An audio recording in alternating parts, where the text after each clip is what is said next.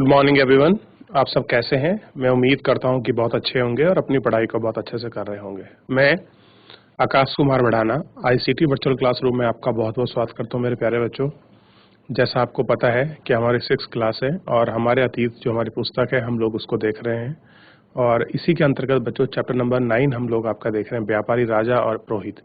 इन सबको हम लोगों ने जो था चैप्टर को कल हम लोग आपका प्रारंभ कर चुके थे और इस चैप्टर के माध्यम से ही हम बहुत सारी चीज़ों को ऐसा जानेंगे कि आखिर में जो व्यापार था वो किस तरीके से हो रहा था, कैसे हम लोग आपका पिछले जो चैप्टर में हम लोग आपका देख रहे थे कि भारत का व्यापार जो था आपका रोम से भी हो रहा था। उस व्यापार को हम लोग आपका जानने की कोशिश कर रहे थे कि आपका किस प्रकार से रोम का व्यापार हो रहा था या ये सारी चीज़ें थी। तो इस विषय में हम लोग अपने लेक्चर के अंतर्गत आज बहुत अच्छे से बात करेंगे।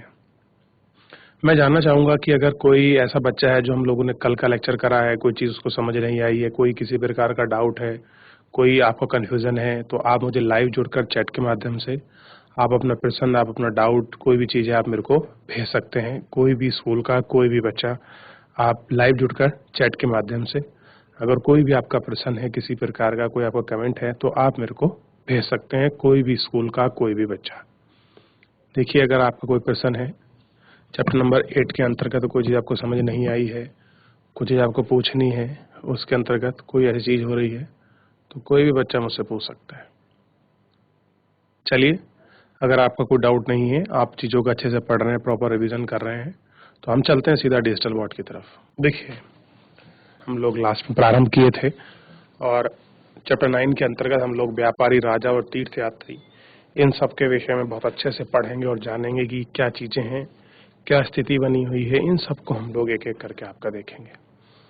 ठीक है, अब देखिए, व्यापार और व्यापारियों के बारे में जानकारी को हम लोग आपका कल के लेक्चर में देख चुके थे और वैसे मोटी मोटी जो चीज़ है, ये जो चैप्टर है ऊपर वाला जो हम टॉपिक पढ़ रहे थे, इसमें व्यापार और व्यापारियों के बारे में जो जानकारी है, इस जानकारी के अंतर्गत हम लोग ये चीज़ें देख पाए कि आपका किस प्रकार से आप समझे कि जो है 8 की चीज़ें इस चैप्टर के अंतर्गत आपका लगी हुई हैं, मिली हुई हैं।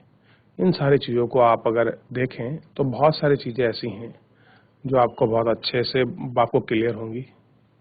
अब इसमें थोड़ी सी चीज़ है नई जिनको आप देखिए, व्यापार से जुड़ी एक कविता। कह रहे व्यापार से जुड़ी ही एक कविता है कोई, उस कविता को हम लोग समझते हैं कि क्या है व्यापार जुड़ी हुई। देखिए, व्यापार के प्रमाण हमें संगम कविताओं से मिलते हैं। कह रहे व्यापार के बारे में अगर आप सोचो, प्रमाण मतलब होता है उसके एविडेंस हमको कहाँ से मिलते हैं कि जो आपका ध्यान दीजिए कि जो चीज़ें आपकी व्यापार संगम साहित्य में जो हम लोग देख रहे थे कि किस प्रकार से संगम साहित्य था, उन सब की जानकारी हम लोगों को इसमें हमें आपका मिलेगी। इसके प्रमाण हमको मिलते हैं। नीचे लिखी कविताओं में पूर्वी समुद्र तट पर स्थित फुहार पतन पर लगाए जाने वाले माल का वर्णन मिलता है और साथ में हमें क्या मिलता है कि जो हमारे नीचे लिखी हुई जो आपकी कविता है, इस कविता में जो आपका पूर्वी समुद्र तट है, उस समुद्र तट में जो फुहार पतन है, उनकी सारी जानकारी हमको इसके अंतर्गत से मिलती है। जैसे समुद्री जहाजों पर लाए गए तेज तर्रार घोड़े, गाड़ियों पर काली मिर्च की गठरियां, हिमालय से मिले रतन और सोना, दक्षिण की पहाड़ियों से मिले चंदन की लकड़ी, दक्षिण सागर के मोती और पूर्वी गंगा के मूंगे, गंगा और कावेरी की फसलें, श्रीलंका का खाद्यान्न और म्यांमार के बने मिट्टी के बर्तन, दुर्लभ कीमती आयात।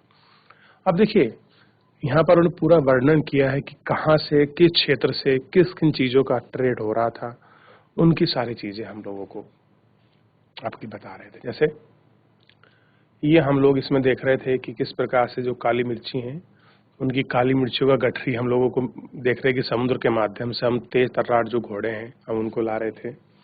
हिमालय से आपका रतन और जो सोना है वो हम लोग आपके जुटा पा रहे थे। ठीक है, और दूसरा हम लोग देख रहे थे कि दक्षिण की जो पहाड़ियाँ हैं, उन दक्षिण की पहाड़ियों में आप देखेंगे तो चंदन की जो आपकी लकड़ियाँ हैं, दक्षिण हम देखिए सोना जो आपके रतन वगैरह वो हम कहाँ से ले रहे थे, हिमालय से ले रहे थे। ठीक, और दूसरा हम देख रहे थे कि जो दक्षिण की पहाड़ियां हैं उन दक्षिण की पहाड़ियों से जो है बच्चों हम लोग क्या कर पा रहे हैं, आपका दक्षिण की पहाड़ियों से हम लोग आपके चंदन है उनकी लकड़ियों इकट्ठे की बात कर रहे हैं। दक्षिण सागर से जो मोती हैं और जो पूर्व में जो आपका मूंगा है उसकी हम लोग आपकी बात कर रहे थे। गंगा और कावेरी की फसलें, श्रीलंका से आए खाद्यान्न, ठीक, म्यांमार के बने मिट्टी के बर्तन और दुर्लभ की कीमती आयात, इन सारी चीजों की चीजें हो रही थी जो दुर्लभ थी बहुत, और बड़ी ही एक अलग कंडीशंस में ये चीजें हम लोगों को जो है देखने के लिए आपका मिल रही थी और बड़ा ही दुर्लभ रूप से था, जिससे हमें पूरी इन सब चीजों के बारे में आपकी जो है जानकारी मिल रही थी, क्या कुछ है, कैसे स्थिति इसमें बनी हुई है, इन सब के विषय में हम लोग आप एक एक करके आपकी बात कर रहे थे। देखिए, व्यापारी ने कई समुद्री रास्ते खोज निकाले, इनमें से कुछ समुद्र के किनारे चलते थे, कुछ अरब सागर और बंगाल की खाड़ी को पार करते थे। कह रहे जो व्यापारी थे वो कई समुद्र रास्ते आपके खोजते थे, इसमें कुछ समुद्र के वहाँ किनारे पर चलते थे, तो कुछ अरब सागर और बंगाल की खाड़ी को पार करते थे। नाविक जो था वो मानसूनी हवाओं का जो फायदा आपको उठाते थे। कह रहे जो नाविक हैं जो आपके ट्रेड करते थे नाव में बैठकर, वो क्या करते थे, जो मानसूनी हवाएं हैं उन हवाओं का क्या करते थे, आपका फायदा उठाते थे। अपनी यात्रा जल्दी पूरा कर लेते थे। वे अफ्रीका या पूर्व अरब के पूर्वी तट इसे उपमहाद्वीप के पश्चिमी तट तक पहुंचाया जा सके।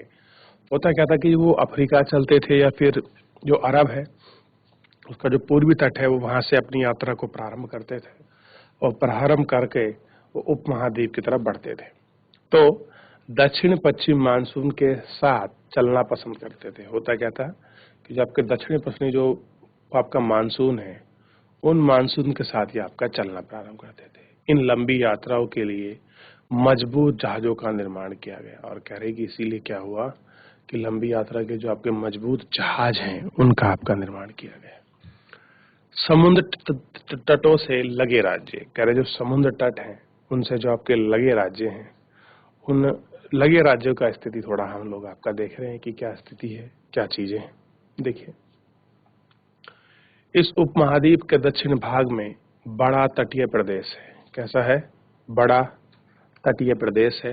इसमें बहुत से पहाड़, पठार और नदी के मैदान है। कैसा है बच्चों, ध्यान देना, इसमें बहुत से पहाड़, पठार और नदी के मैदान है। नदी के मैदानी इलाकों में कावेरी का मैदान सबसे उपजाऊ है। किसका मैदान उपजाऊ है बच्चों? जो कावेरी नदी है उसका जो मैदान है वो सबसे ज्यादा उपजाऊ है। ठीक है। मैदानी इलाकों तथा तटीय इलाकों के सरदारों और राजाओं के पास धीरे धीरे काफी संपत्ति और शक्ति हो गई है। कह रहे जो कावेरी नदी के जो आपके लोग थे, तट थे, उनके पास जो मैदानी जमीन था वो धीरे धीरे उपजाऊ हो गई, और इस मैदानी उपजाऊ और आपके तटीय क्षेत्र के जो सरदार हैं इनके पास क्या हो गया, धीरे धीरे जो आपकी संपत्ति और शक्ति होती चलेगी। संगम कविताओं में मुंगेवेदार की आपकी चर्चा मिलती है। यह एक तमिल शब्द है जिसका अर्थ है तीन मुखिया। क्या शब्द है इसका? तीन मुखिया। इनका प्रयोग तीन शासक परिवार के मुखिया के लिए किया जाता था, यानी कि तीन परिवार का जो मुखिया था उसके लिए किया जाता था। जैसे कि चोल, चेल और पांड्य। मानचित्र 7 प्रश्न नंबर 105 पर, जो करीब 2300 साल पहले दक्षिण भारत में काफी शक्तिशाली माने जाते थे। देखिए, मैंने आपको पहले भी बताया है, अगर आप देखोगे जो हम लोग देख रहे थे कि जहाँ गुर्जर प्रतिहार है, ये सारे शासक हैं, ठीक, राष्ट्रकूट हैं, पाल हैं, सेन हैं, पल्लव हैं, पहलव हैं, और नीचे जो और हैं ये चौल, चेल, पांडे, इन सबको भी हम लोग आपके नीचे देख रहे थे। इन तीनों मुखियाओं के आपने दो दो सत्ता केंद्र थे। इनमें से एक तटीय हिस्सा और दूसरा अंदरूनी हिस्से में था। इस तरह 6 केंद्रों में से 2 बहुत महत्वपूर्ण थे। एक चोलों का पतन पुहार और दूसरा कावेरी पट्टनम, या दूसरा कहिए पांडवों की राजधानी मदुरई। क्या थी कि जो पांडे हैं उन पांडवों की जो आपकी राजधानी है मदुरई, वो उसमें था। ठीक, ये आपको देखना है। अब देखिए, ये मुखिया लोगों से नियमित कर के बजाय उपहार की मांग करते थे। अब ये क्या करते थे, जो मुखिया हैं उन मुखियाओं से क्या करते थे, आपका मेनली ये इनसे क्या करते थे कि लोगों से जो नियमित रूप से कर की बजाय क्या करते थे, उपहार लेते थे। क्या लेते थे, आपका उपहार, कि जो हम गिफ्ट है वो क्या लें, क्या दें, उनकी इसमें बात होती थी। और आसपास के इलाकों में शुल्क वसूल करा करते थे, यानी कि जो शुल्क है उसको ये लोग आपका वसूला करते थे।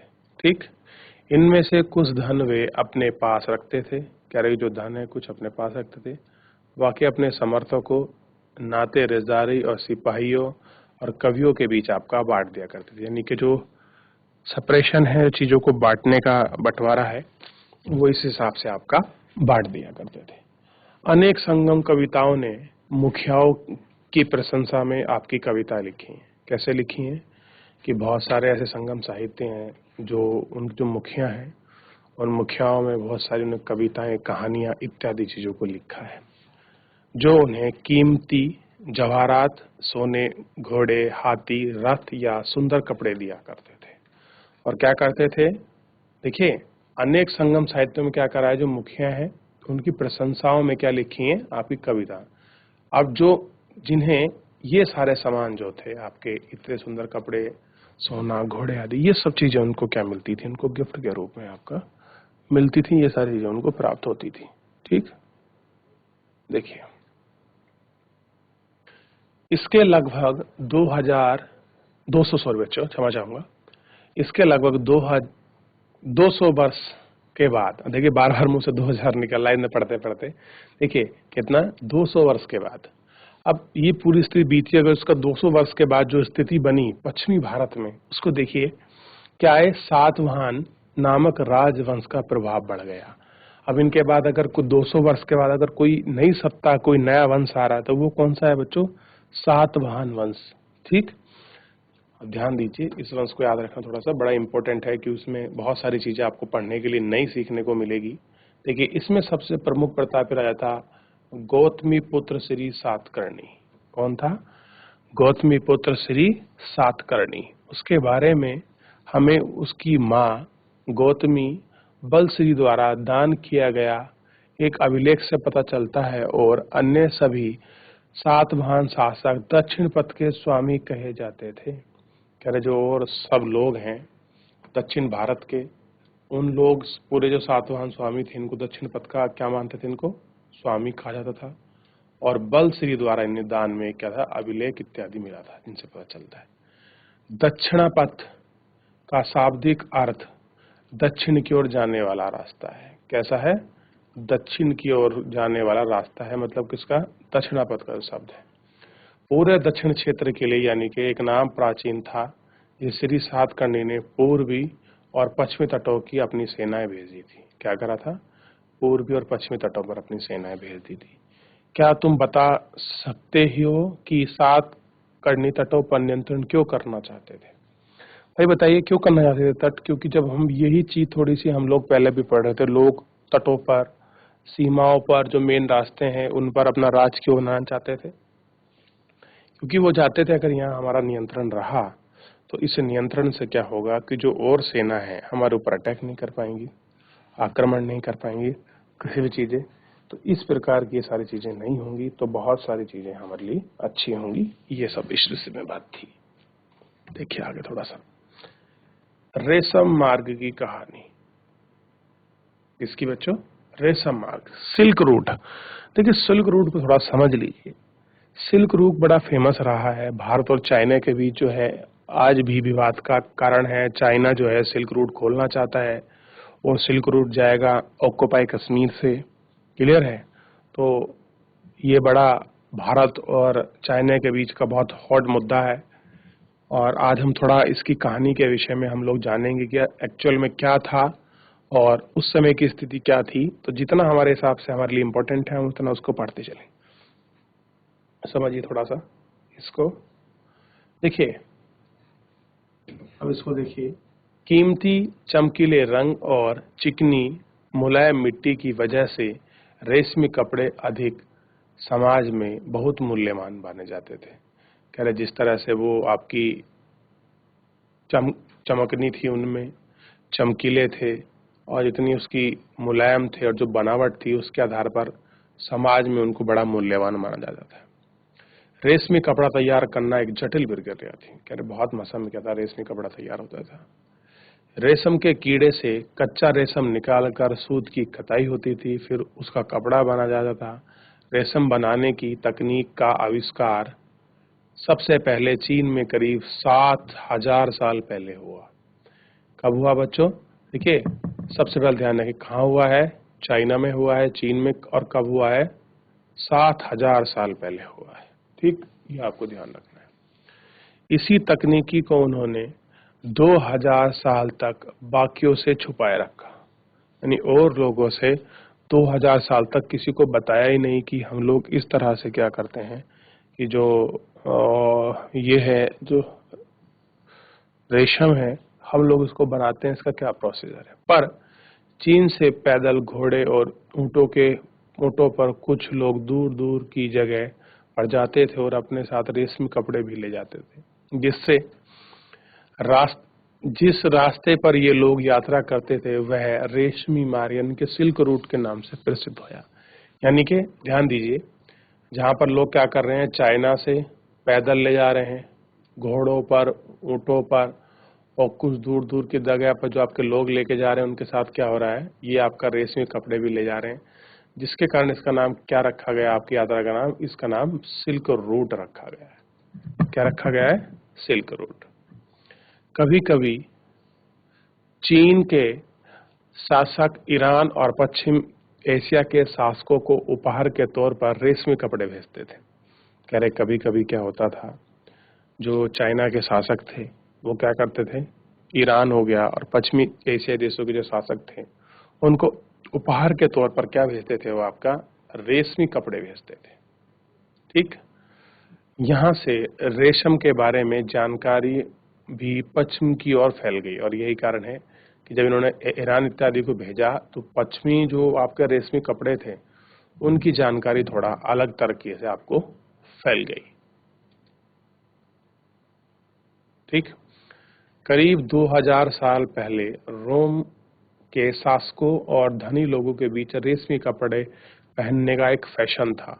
अब देखिए, कह रहे कि जो लोग रोम के थे, और रोम में भी खास करके जो आपका शासक है और जो आपका धनी वर्ग है, उन लोगों के बीच एक फैशन आ गया था कि क्या करना है आपका, मेनली आपको उन लोगों को फैंसी कपड़े को पहनना है। इसकी कीमत बहुत ज्यादा होती थी और कह रहे हैं जो इसकी कीमत है वो क्या होती थी, आपका बहुत ज्यादा होती थी, क्योंकि चीन से इसे लाने में दुर्गम पहाड़ी और रेगिस्तानी रास्तों से होकर जाना पड़ता था। यानी दुर्गम जो पहाड़ियां हैं, इन सारे रास्तों से होकर उसको जाना पड़ता था। यही नहीं, रास्ते के आसपास रहने वाले लोग व्यापारी से यात्रा शुल्क भी मांगते थे। कह रहे ऐसा नहीं है केवल यही चीज थी, जो यात्री पर रहने वाले जो लोग हैं उनसे आपके यात्रा शुल्क भी मांगते थे। थोड़ा समझिए, मानचित्र 6 को देखें तो इसमें सिल्क रूट और उसकी शाखाओं को दिखाया गया है। किसको दिखाया गया है? कि जो आपका सिल्क रूट है, ठीक, और जो उसकी शाखा है, इन सबको दिखाया गया है।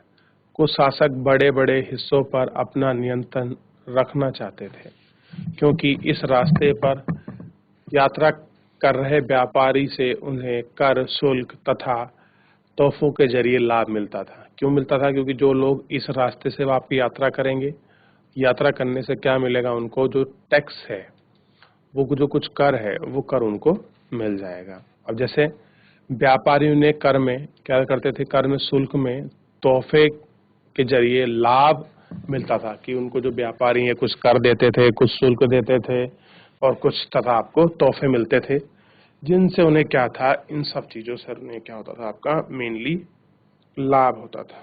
ठीक, ये उसको ध्यान रखना है कि उन्हें लाभ होता था।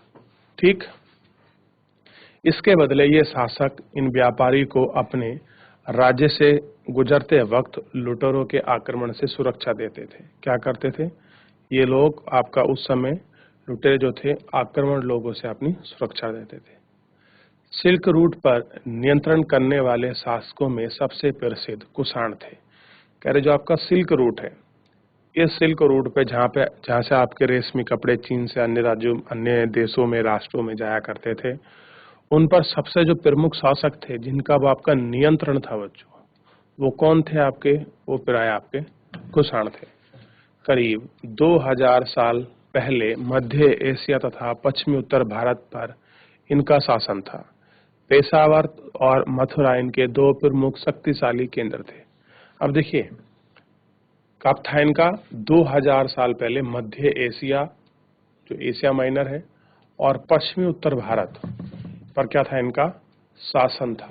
ठीक, और आपका पेशावर और जो आपका मथुरा है, ये दो आपके शक्तिशाली क्या थे? इनके केंद्र थे। तक्षशिला भी इन्हीं के ही राज्य का हिस्सा था। इसके शासनकाल में ही सिल्क रूट की एक शाखा मध्य भारत से होकर सिंधु नदी की मुहाने के पतन तक जाती थी। कहाँ जा रही थी आपका? जो आपका सिंधु नदी का जो मुहाना है, उस मुहाने के जो पतन है, उस पतन तक आपका जाती थी। फिर यहाँ से जहाज द्वारा रेशम पश्चिमी की ओर रोम साम्राज्य तक पहुंचता था। और कह रहे कि यहाँ से क्या होता था, जो रोम है और जो पश्चिमी एशिया है, उस तक ये सारी चीजें आपकी पहुंचती थी। इस उपमहाद्वीप में सबसे पहले सोने के सिक्के जारी करने वाले शासक कुषाण थे। कौन थे? कुषाण थे। यानी कि भारत में अगर आप भारत में क्या बल्कि पूरे उपमहाद्वीप में अगर किसी ने सबसे पहले सोने के सिक्के जारी करे हैं, तो वो कौन है बच्चों? वो आपके कुषाण ही है, जिन्होंने आपके सिक्के जारी करे हैं। सिल्क रूट पर यात्रा करने वाले व्यापारी इनका उपयोग किया करते थे। कह रहे जो सिल्क रूट पर आपके यात्री जो व्यापार करते थे, व्यापारी थे, वो लोग इनका उपयोग कर रहे थे। सिल्क रूट पर गाड़ियों की उपयोग क्यों कठिनाई होगा? चीन से समुद्री रास्ते का भी रेशम का नियंत्रण होता था। होता क्या था कि जो चाइना वाला समुद्र का मार्ग है, उस मार्ग से भी क्या होता? रेशम का निर्यात होता था। मानचित्र 6 प्रश्न नंबर 67 को ढूंढे। समुद्र के रास्ते समुद्र के रास्ते रेशम भेजने में क्या सुविधा और क्या समस्या होती है? कैसी कौन सी चीज है जो आपका समुद्र के रास्ते अगर हम कोई चीज भेजते हैं तो उसमें क्या समस्याएं होती हैं, क्या चीजें होती हैं, इनको हमको देखना है। ठीक, अब आप मुझे बताइए कि क्या समस्याएं हैं और क्या चीज आपको थोड़े इसमें समझ आई कि हम लोगों ने इसको देखा, पढ़ा, परखा और समझा कि क्या कैसे कुछ हो रहा है। थोड़ा इस पर अगर आप लोग गौर करें, विचार करें, तो ऐसा नहीं है कि आपको चीजें समझ नहीं आएंगी या आपको बहुत विस्तृत से जो जानकारी है वो आपको नहीं मिलेगी। बहुत सारी जानकारियां, बहुत सारी चीजें ऐसा होगा जो आपको मिल सकती है और आप बहुत अच्छे से इनका अध्ययन करेंगे तो सारी चीजें और अच्छे से आपको क्लैरिफिकेशन हो जाएगा। ठीक, अब देखिए, बौद्ध धर्म का प्रसार। कह रहे जो बौद्ध धर्म है, अगर हम लोग इसके प्रसार की बात करें तो इसके प्रसार में क्या था? कुषाणों का सबसे प्रसिद्ध राजा कनिष्क था। कह रहे जो कुषाण है और जो इसका राजा है सबसे प्रसिद्ध, वो कौन था? कनिष्क इसका सबसे फेमस राजा था। उसने करीब 1900 साल पहले शासन किया था। यानी कि 1900 साल पहले क्या किया था? शासन किया था। उसने एक बौद्ध परिषद का गठन कराया। ठीक, जिसको हम बौद्ध की कुछ सभा कहते हैं, बौद्ध। इसमें एकत्र होकर विद्वान महत्वपूर्ण विषयों पर विचार विमर्श करते थे। कह रहे जो उसने परिषद बनाई थी, जो इस परिषद का आपका गठन किया था, जो जितने भी महत्वपूर्ण विद्वान हैं, वो विद्वान क्या करते थे? इस पर बैठकर आपस में चर्चा करते थे। बुद्ध की जीवनी बुद्ध चरित्र की रचना कवि अश्वघोष कनिष्क के दरबार में रहते थे। कह रहे जिस व्यक्ति ने बौद्ध की जीवनी को लिखा है, उस जीवनी का नाम है बुद्ध चरित्र, और बुद्ध चरित्र की रचना करने वाले हैं कवि अश्वघोष। और जो अश्वघोष थे वो किसके दरबार में थे बच्चों? वो कनिष्क के दरबार में थे। अश्वघोष तथा अन्य बौद्ध विद्वानों ने अब संस्कृत में लिखना भी शुरू कर दिया था। इसमें शुरू कर दिया कि संस्कृत में जो था वो आपका लिखना उन्होंने शुरू कर दिया था कि पाली प्राकृत से अलग अब वो संस्कृत की तरफ भी आ रहे थे। ठीक, क्योंकि हम लोग पढ़े हैं कि जो इनकी मुख्य भाषा है वो पाली, ये लोग आपका पढ़े हैं, कोई संस्कृत, कोई पाली, कुछ आपका प्राकृत में, ज़्यादातर पाली में इन लोगों ने अपने भाषण दिए हैं। जो उनकी विचार थे, जो उनकी विचारधारा थी, वो इस तरह से थी। इस समय बौद्ध धर्म की एक नई धारा, धारा मतलब विचार होता है बच्चों, नई विचारधारा, धारा कहेंगे, महायान का विकास हुआ। यानी कि कनिष्क के टाइम में क्या हुआ, आपकी जो महायान धारा थी उसका विकास हुआ। इसकी दो मुख्य विशेषता थी। पहली विशेषता में क्या थी, ये मूर्तियों में बुद्ध की उपस्थिति सिर्फ कुछ संकेतों के माध्यम से दर्शाई जाती थी। यानी कि ये मूर्ति में आपको बुद्ध को, जो बुद्ध थे, उनकी संकेत की स्थिति देते थे। अब देखिए, मिसाल के तौर पर उनकी निर्माण प्राप्ति को पीपल के पेड़ की मूर्ति द्वारा दर्शाया गया है। कह रहे कि जो उनका निर्माण प्राप्त हुआ था उसको क्या बताया गया है कि आपका पीपल के पेड़ की जो मूर्ति है उसे बनाकर आपका दर्शाया जाता था। पर अब बुद्ध की प्रतिमाएं बनाई जाने लगी। अब क्या हो गया कि बुद्ध की जो प्रतिमा थी, जो मूर्तियां थी, वो आपके क्या होने लगी, आपकी बनाए जाने लगी थी। इससे अधिकांश मथुरा में, और जितनी भी आपकी बुद्ध की मूर्ति बन रही थी वो कहाँ बन रही थी, मथुरा में। और आप जान रहे हैं कि दो प्रमुख केंद्र मथुरा किसके थे, तो जो कनिष्क है, कनिष्क के शासनकाल में थे। तो कुछ तक्षशिला में, और कुछ जो आपका तक्षशिला पड़ता है आपका वर्तमान पाकिस्तान में, और मथुरा पड़ता है वर्तमान उत्तर प्रदेश में। ठीक, इन दो शहरों की बात कर रहे हैं। ठीक, इसके अंतर क्या था, ये मेनली रूप से आपका जो था पूरा प्रोसेस आपका इसके अंतर्गत, पूरी काम, सारी चीजें, ये सारी चीजें इसमें हो रही थी। ठीक है, कि कैसे, किस प्रकार से। तो ये जो आपके सामने थोड़ा है, आप इसको देख लें, आप एक एक करके देखिए वहाँ किस प्रकार से कितनी अद्भुत जो प्रतिमा है वो आपकी बनाई जा रही है। और ये मथुरा में बनी है, यानी कि मथुरा कला। ये रहा पीपल का पेड़ जिसको आप देख रहे हैं। ठीक, और ये दिखा रहा है बुद्ध की प्रतिमा को, किस तरह से बुद्ध का जो बना हुआ है उस पूरी को आपको इंडिकेट कर रहा है। थोड़ा इसको देख लें। तो बच्चों आप देखिए अब किस तरह से ये यहाँ कुछ लिखा हुआ है। इस पूरी तरह से अगर आप इसको देखेंगे, पढ़ेंगे, तो बहुत सारी चीज़ें ऐसे हैं कि जो आपको बहुत अच्छे से क्लियर हो जाएंगी। ऐसा नहीं है कि कोई आपको इश्यू रहेगा किसी प्रकार का। तो बच्चों आज के लेक्चर के अंतर्गत हम लोगों ने व्यापार की स्थिति को पढ़ा कि कैसे व्यापार होता था, सिल्क रूट क्या था, चाइना में आपका किस प्रकार रेशम की बनाने की विधि निकली, कैसे वो आपके रेशमी कपड़ों को राजाओं को लुभाने के लिए आपका उपहार और अन्य आदि भेंट के रूप में आपका देते थे। इन सब चीज़ों को हमने देखा। कैसे हम लोगों ने एक पूरे शासन प्रक्रिया को हमने देखा कि कैसे चोल, चेल, पांड्या आए, फिर सातवाहन, फिर कनिष्क आए, और किसका सिल्क रूट पर अधिक आपका अधिकार क्षेत्र रहा और लोग क्यों कर रहे थे, समुद्र तट के जो क्षेत्र थे उन पर अपना क्यों नियंत्रण करते थे। इन सब विषय को हम लोगों ने अपने लेक्चर के अंतर्गत आज इनको पढ़ा, देखा और समझा। मैं उम्मीद करूंगा कि मेरे प्यारे बच्चों कोई चीज़ ऐसे है जो आपको समझ नहीं आई है, किसी प्रकार का कोई आपको डाउट है, कोई आपको कन्फ्यूज़न है, तो आप लाइव जुड़कर चैट के माध्यम से आप अपना प्रश्न, आप अपना डाउट आप हमसे पूछ सकते हैं। क्लियर है बच्चों? चलिए आज के लिए इतना ही, मिलते हैं नेक्स्ट लेक्चर में। तब तक के लिए अपना ध्यान रखिए, स्वस्थ रहिए और अपनी पढ़ाई को बहुत अच्छे से करते रहिए। मुझसे जुड़ने के लिए आपका बहुत बहुत धन्यवाद प्यारे बच्चों।